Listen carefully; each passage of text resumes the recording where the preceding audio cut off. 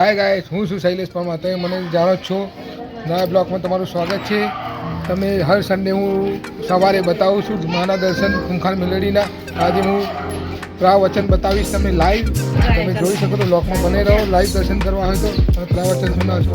જોવા માટે તમને લઈ જાઉં છું અને સાથે અમારું ફેમિલી આવ્યું છે. તમે મળી શકો તો મમ્મી મારી બેન બધા આવે છે, મળી શકો તો. આ અમારી તેણી અને આમાં જવાનો તેણીઓ.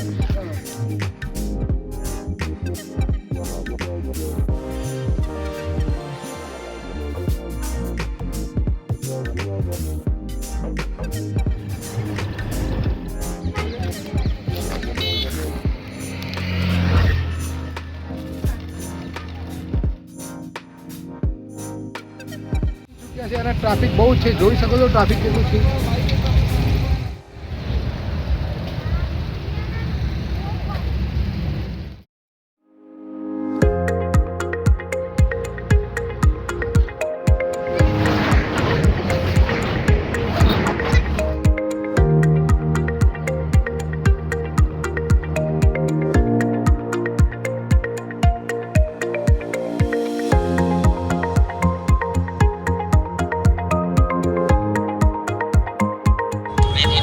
મારેજા ધામમાં આપણે એન્ટ્રી થઈ ચૂકી છે. તો તમે ભીડ જો, ભક્તોની કેટલી ભીડ છે આ રવિવારના દિવસે.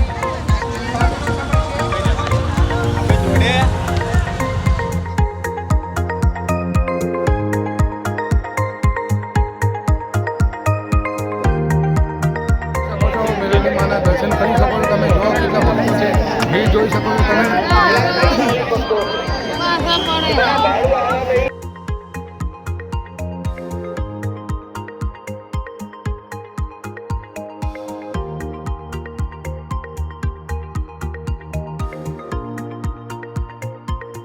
માડી તારા ખોળે માથું જાણે સ્વર્ગ જગનું આખું.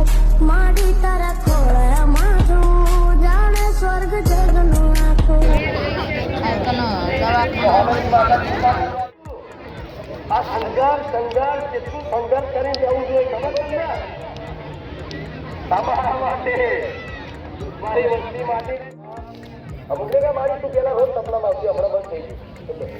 જેને કહેવાનું ના હોય ને એવા લોકોને કે મારી આ સપનામાં હતા. હા તને હવા નહીં આવતા, તું તો આખા જગતને ક્યાં કરે. હા તો પણ એવું તમારે એવી પ્રાર્થના બધા ક્યાં ના કરાય. હા હજુ તો એવું બરોબર, પણ જેને તેને તમે બધા સપનાનું કે કરો. થોડું ધારણ કરી અને સૂર્યનો ફળ હજી ખાવા જતા રહેતા.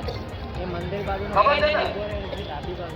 આ હસ્ત સીધો નવ લીધ્યો. જય હનુમાન જ્ઞાન ગુણ સાગર. એટલે રામ નામના જપ કરવાથી ભગવાન હનુમાનજીના જ્ઞાનના સાગર તરીકે ઓળખાય. ખબર છે ને? એનું રહસ્ય શું છે? બીજો ભણે તો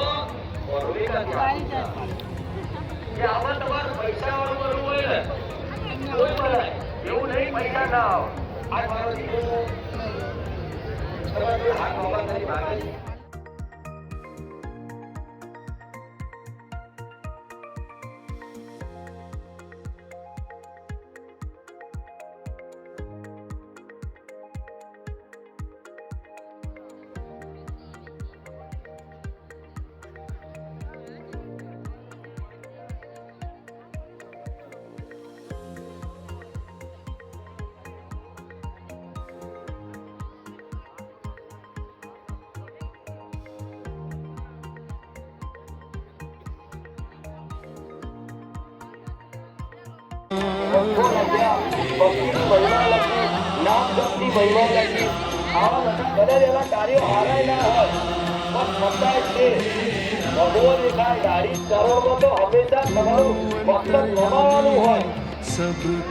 તારે કદાચ તમને કોઈ જ્ઞાન મળે, સમજ મળે, નહીં તો મળે. અમારા દીકરાને ભાવના આવી છે એટલે હું તમને શીખવાડું. ત્યારે સાધુ સંતોનો અપમાન કરવું, નિંદા કરવી.